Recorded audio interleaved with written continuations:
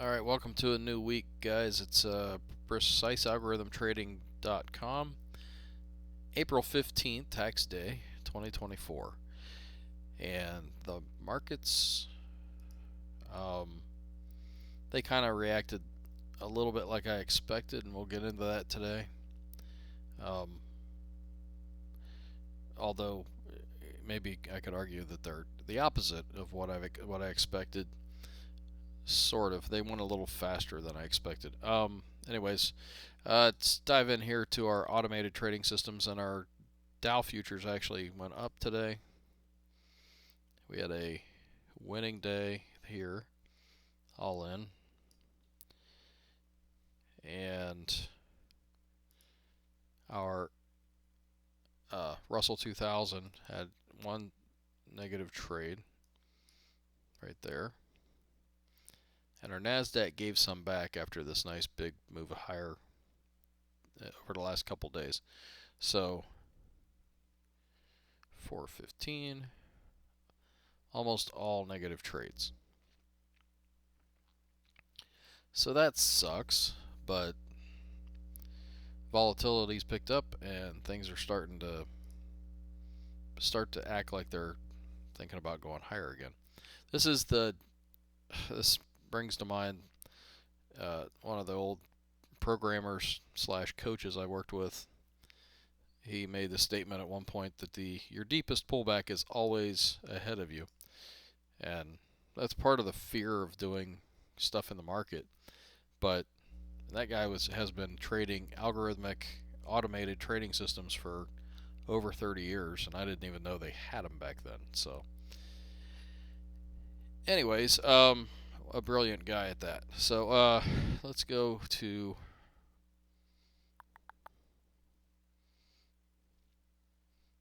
so that's all of our automated trading systems. Let's go to this is our Thinkorswim setup, and we'll look at the overall markets. I'm going to look down here. SPX went down 1.2%. That's the S&P 500 for the new people. The Dow went down 248 points, or 0.65%. The Russell went down 27.46%. I'm sorry, points, 1.37%. In fact, let's buzz down through these so we can see what they look like. Big red candle down. I'm going to zoom in a little bit. You know, this thing has been, ever since this big push up here, would have been a great time to think about shorting the markets. And if you look at, wasn't very long really before that the parabolic SAR dots, the SAR is stop and reverse, when they flipped. This is a tradable signal, by the way. The Dow, similar kind of a thing. They flipped and then bounced a little bit, and then really showed this and then bounced again and rolled over after that. Well, and you say maybe, well, why don't we just trade that signal? We absolutely can. The 30 period moving average and, you know, the market structure with the zigzags going in the right direction or the other direction, those are structure and they're tradable. So you put it all together, you get a better odds than the ones that I've actually shown here with our statistics, because I put our statistics up for really just one chart. And when you tie two charts together, two time frames, and multiple points of analysis, you can get a better handle on the markets. I mean, for instance, I traded ADI. Wait a minute, that's not the right one. I traded AMD to the downside since back here. And I think I can just show that. Our trade is up $1,300. This is the analyzer tab, the risk profile. And you put this line right here on the center where the price is. And that shows the pink line is your gain today, and the blue line is your gain or loss at expiration. So that's where it is today. Anyway, that's just to show you that you can actually trade when the signal flips. And I don't think I actually even did right then. I did it when it bounced back up here and came down. And so that's doable. The same thing with ARKK. I did that after it bounced back higher into here. Saw an opportunity to get short. So, and again, if you look at the analyzer tab, that one's up 886 bucks, and that's on a risk of 2,340. So, you know, that's 30%. So you can play it absolutely that way. You just have to understand what the parameters are and what the tools are. And the fact that, look at this now, this is a big red candle that's well below the 2 ATR to the downside. And that thing's going to probably snap back and have a pullback to the mean at some point here. And it's probably sooner rather than later. And I'm going to give back some profits when that happens unless I just take it off the table. Well,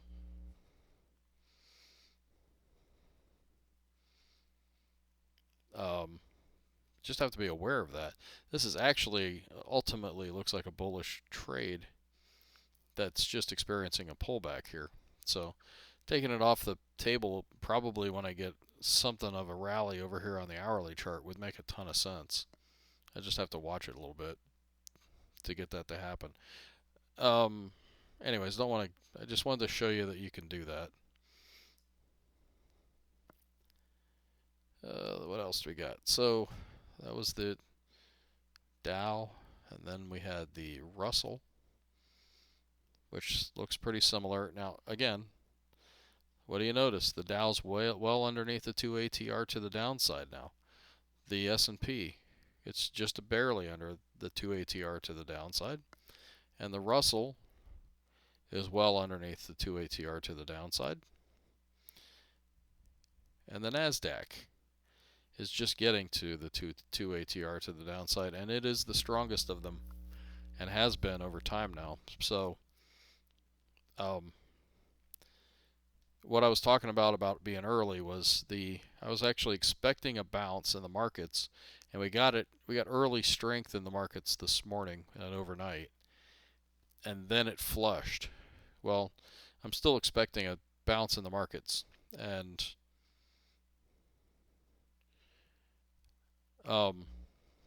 it's because we're at this 2 ATR level.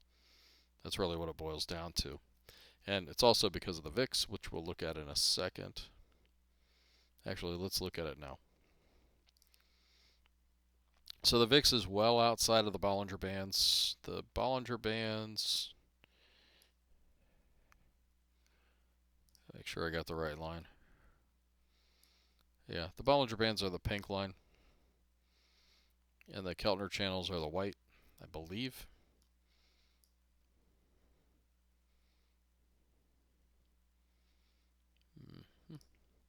And they're outside that. And so we've had this huge blast of volatility, and you'd see these pink and blue arrows that I have on here. That's when the price goes outside, the price of the VIX goes outside of the Bollinger Bands and comes back in, because when it comes back in like it did back here, that's actually a bullish signal for a short-term period. It can be longer term, like up here. That thing lasted for a long time. That was the beginning of this rally in the markets. This is all counter, so that when the VIX is going down, the markets are going up. So that was the beginning of this major rally in the markets, and it's lasted now for months. And now everybody's surprised that, you know, that came to an end, or is coming to an end. It's really not that big a surprise. So, and then the other piece of this is when we look at new potential buys, there aren't a lot. These are buy signals for new potential bullish trades, and I've got these things set up for multiple different ones, but I mean, There aren't a lot. There's two in this particular one that usually in a nice big bullish market has, a dozen or 20 of them potential to look at, and there's two. Now at the same time, if we look at SPXU, which is an inverse ETF for the S&P 500, which is, this is the time to start looking to go long, but it's gone too far. It's going to pull back, and my personal style is to buy that on the pullback, not to just jump in here and expect it to go higher, which means the market's going to go lower. I just gave you reasons why I'm expecting a bounce back, at least to the mean. It's mean reverting, and on that mean reversion, it would be a good time to jump in there, not here and chasing it, because I think you'll get run over. And again, I think maybe we'll get. We're looking for a capitulative move, and if you look down here at the stochastics, it's buried now in the lower reversal zone. I did move these lines down just because I think they're more useful. I'm going to study that a little bit more, but I moved them down to 65 and 35 instead of 8 and 20, which is a standard setting for a stochastic, because if you notice, this thing's been above that 65 line, but if up here at 80 where it was, it's gone in and out of that upper zone, so it didn't really do any good through that period. And I think that'll actually work for some stocks as well. Let's look at Apple here. I would not suggest going long in Apple, so do as I say, not as I do. I did go long Apple today, but I've got a very tight stop on this thing. This is a break of structure to the upside, and if this technically there would be this point down here to hold, but I'm actually making it off of the parabolic SAR dots on the day, and if I'm wrong, then I'm going to pay for it. But if I'm right, then I've got a chance to get this price up to probably up to this line here, or maybe even a little bit higher than that before we run into resistance of these overhead dots. These are the overhead SAR dots on the weekly chart that they'll also create support and resistance depending on where you're at on a chart. So I'm playing this counter trend. However, this thing's been a lot of back and forth, and this is support, or has been support. So if it's going to survive here, I'm expecting it to at least turn into a head and shoulders pattern, which I can see potential head and shoulders, or actually maybe go all the way back up here, and I could probably ride some of that.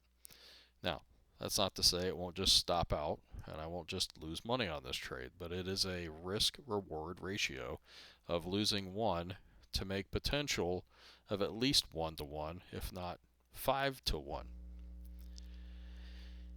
Alright, and I've got all this overhead resistance along the way, and this whole downtrend has to get unwound back to the upside.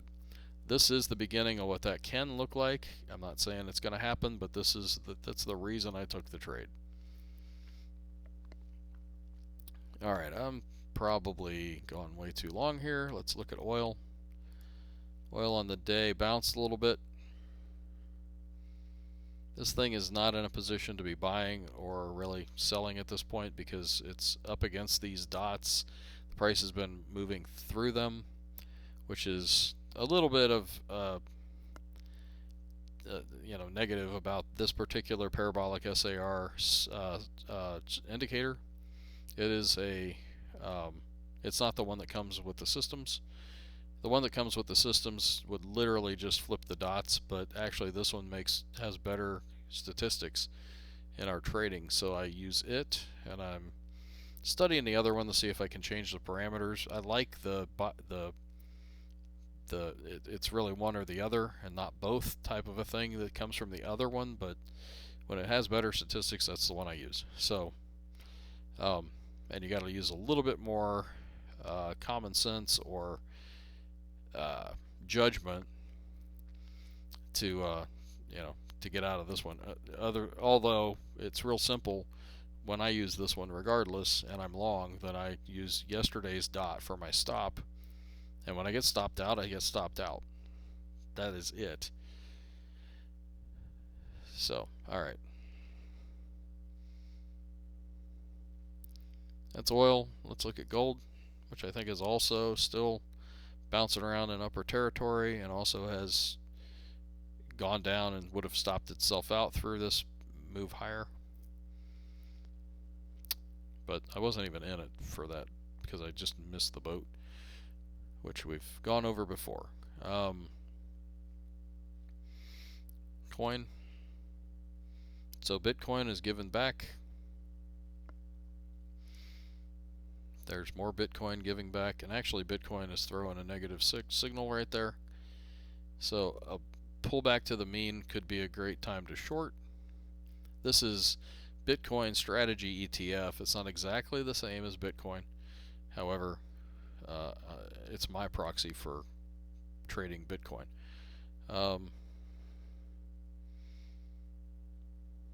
Alright, that is enough of that. Let's go over to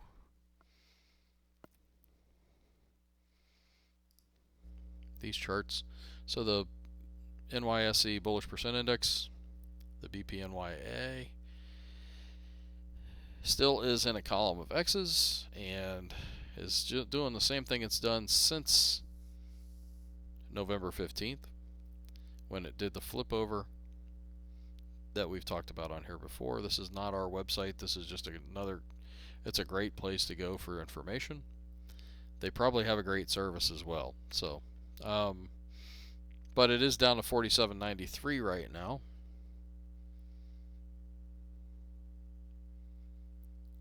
And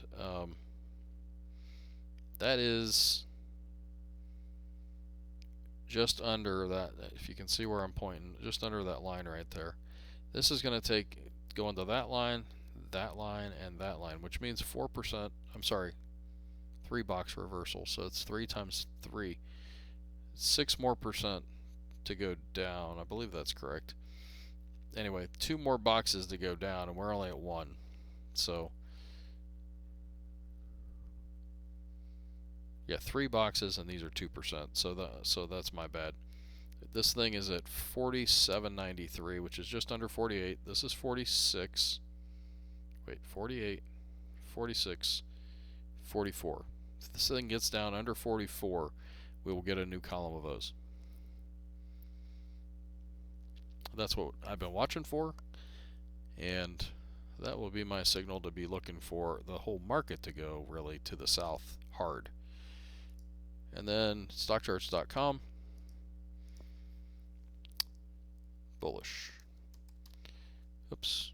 And we'll look up the bullish percent indexes and wrap this thing up. Here's the Dow. 2 more O's to the downside today. The NYA, this is the little one. The one we're just looking at is the big one. We are not on a point and figure sell signal yet. 1 more O and we will be. But down 2.73% today. And a new O. The transports.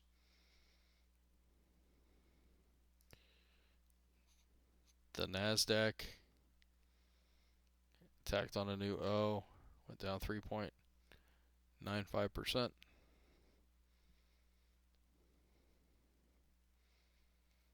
That's still a point and figure buy signal that's on a column of O's. The S&P 500, 2 new O's to the downside, minus 7.33%. This shows me acceleration to the downside, which I don't think, I think we need to get to the area of capitulation. And that means that basically people are starting to panic, which I think is good, because that's when things are going to start to, people will sell, and then all of a sudden buyers step in. Here's the OEX, two no O's to the downside, down 4.92%.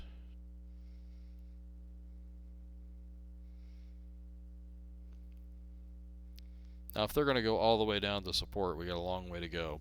But And finally, the NDX tacked on a new. So it broke through the support level that I was talking about before. It looks like one of these. So it looks like one of these. It went down 16.67%. So you start talking about this starting to look like panic. And again, unless we get all out panic, the real next thing to watch for is a reversal to a new column of X's.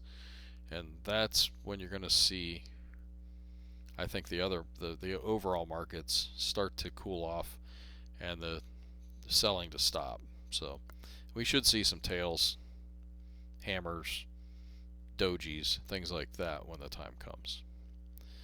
And tomorrow is turnaround Tuesday, so I don't want to say it's going to happen tomorrow, but I just laid out a plan for ways that this stuff all could shake out earlier this week and then possibly go into a bounce by the end of the week. Unless it's a lot more out of control, news in the markets as far as interest rates and now all the stuff over in the Middle East, which has been going on for a while, could throw things into more of a panic. But the big bullish percent index of the NYA is still in a column of O's.